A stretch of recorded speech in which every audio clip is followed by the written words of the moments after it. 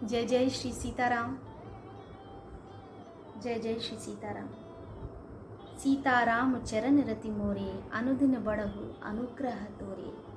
गिरा मुखर तन अरग भवानी, रति अति सुखित दुखित अतुन पथ जानी।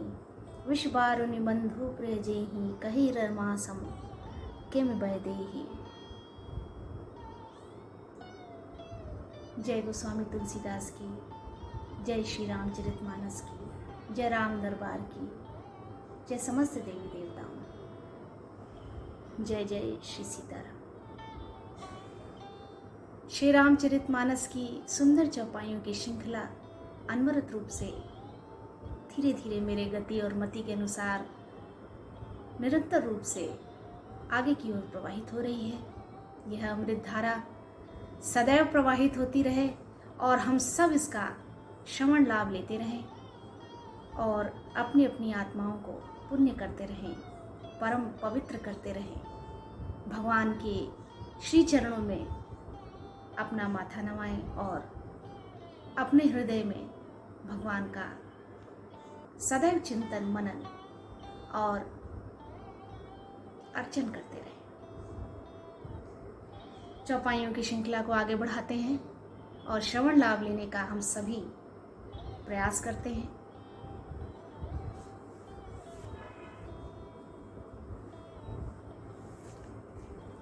अस कहीं भले भूप अनुरागे, रूप अनूप बिलोकन लागे। देखहि सुर नभ चढ़े विमाना, बरसहि सुमन करहि कल गाना। ऐसा कहकर अच्छे राजा प्रेम मग्न होकर श्री राम जी का अनुपम रूप देखने लगे। मनुष्य की बात ही क्या, देवता लोग भी आकाश से विमानों पर चढ़े हुए दर्शन कर रहे हैं, सुंदर गान करते हुए फूल बरसा रहे हैं। तब सुअवसर जानकर जनक जी ने सीता जी को बुलाकर भेजा। सब चतुर और सुंदर सखियों ने आदरपूर्वक उन्हें लिवा चली। रूप और गुणों की खान जगत जननी जानकी जी की शोभा का वर्णन नहीं हो सकता।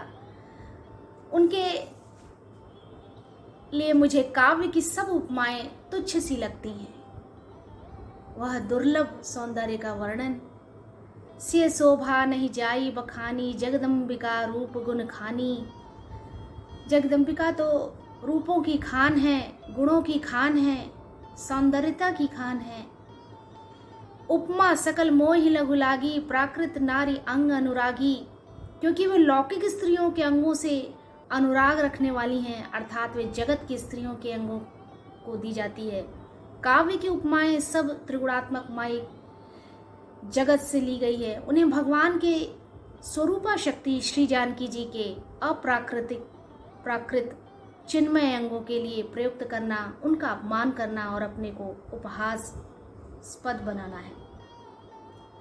कहने का तात्पर्य है कि माता जगदम्बिका के रूप, शील और उनके सौंदर्य का वर्णन कर पाना हम सभी तुच्छ जीवों के जिव्या के वश में नहीं है और ना ही सामर्थ्य है। माँ इतनी सुंदर थी। सिया बरनियत उपमा दे, को कभी कहाई अजसु को ले। जो पट तरियति समसिया, जग असिस जुबति कहाँ कमनिया। सीता जी के वर्णन में उन्हीं उपमाओं को देकर कौन कुकवि कहलाए और अपयश का भागी बने। अर्थात सीता जी के लिए उन उपमाओं का प्रयोग करना सुकवि के पद से च्युत होना और अपकीर्ति मोल लेना है। जो पटतरियति समसिया, जग अस जुबति कहाँ कमनिया। सुकवि ऐसी नादानी वंचित कार्य नहीं करेगा यदि किसी स्त्री के साथ सीता जी की तुलना की जाए तो जगत में ऐसी सुंदर युवती है ही कहाँ, अर्थात कोई नहीं है जिनसे उनकी उपमा दी जा सके, जिनसे उनकी उपमा की जा सके, तुलनात्मकता स्थापित की जा सके। गिरा मुखर तन अरघ भवानी, रति अति दुखित अतनुपति जानी, विषबारुनि बंधु प्रिय जेहि, कहै रमा सम किम वैदेही। पृथ्वी की स्त्रियों की तो बात ही क्या, देवताओं की स्त्रियों को भी यदि देखा जाए तो हमारी अपेक्षा कहीं अधिक दिव्य और सुंदर है। तो उनमें सरस्वती तो बहुत बोलने वाली हैं, पार्वती अर्धांगिनी हैं, अर्थात अर्ध नारी नटेश्वर के रूप में उनका आधा ही अंग स्त्री का है, शेष आधा अंग पुरुष शिव जी का है। कामदेव की स्त्री रतिपति को बिना शरीर का अनंग जानकर बहुत दुखी रहती हैं, और जिनके विष और मध्य जैसे समुद्र से उत्पन्न होने के नाते प्रिय भाई हैं, उन लक्ष्मी के समान तो जानकी जी को कहाँ ही कैसे जाए। जो छवि सुधा पयो निधि होई, जो छवि सुधा पयो निधि होई, परम रूप में कच्छप सोई, शोभारज मंदरु सिंगारू, मथे पानी पंकज निज मारू। जिन लक्ष्मी जी की बात ऊपर कही गई वे निकली थी खारे समुद्र से, जिसको मथने के लिए भगवान ने अति कर्कश पीठ वाले कच्छप का रूप धारण किया। रस्सी बनाई गई, महान विषधर वासुकी नाग की मथानी को का कार्य किया। अतिशय कठोर मंदराचल पर्वत ने और उसे मथा सारे देवताओं और दैत्यों ने मिलकर। जिन लक्ष्मी को अतिशय शोभा की खान और अनुपम सुंदरी कहते हैं, उनको प्रकट करने में हेतु बने ये सुंदर असुंदर एवं स्वाभाविक ही कठोर उपकरण हैं।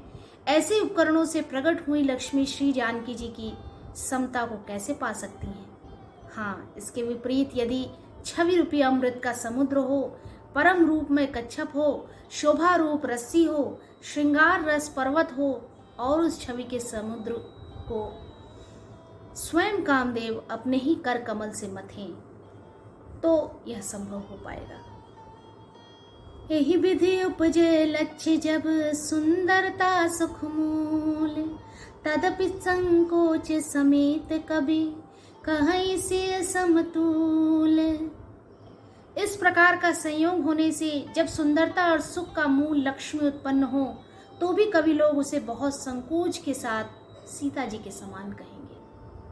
माता इतनी सुंदर थी, जिस सुंदरता के समुद्र को कामदेव मथेगा वह सुंदरता भी प्राकृत लौकिक सुंदरता ही होगी, क्योंकि कामदेव स्वयं भी त्रिगुणमयी प्रकृति का ही विकार है। अतः उस सुंदरता को मतकर प्रकट की हुई लक्ष्मी भी उपयुक्त लक्ष्मी की अपेक्षा कहीं अधिक सुंदर और दिव्य होने पर भी होगी प्राकृत ही। अतः उसके साथ भी जानकी जी की तुलना करना कवि के लिए बड़े संकोच की बात होगी। माँ भवानी जगत जननी जानकी जी सीता जी का वर्णन, उनके रूप सौंदर्य का वर्णन इतना विलक्षण और इतना ज़्यादा प्रभावशाली व्यक्तित्व का वर्णन कर पाना सभी के बस की बात नहीं है। चली संग ले सखी सयानी, गावत गीत मनोहर बानी, सोहनवल तनु सुंदर सारी,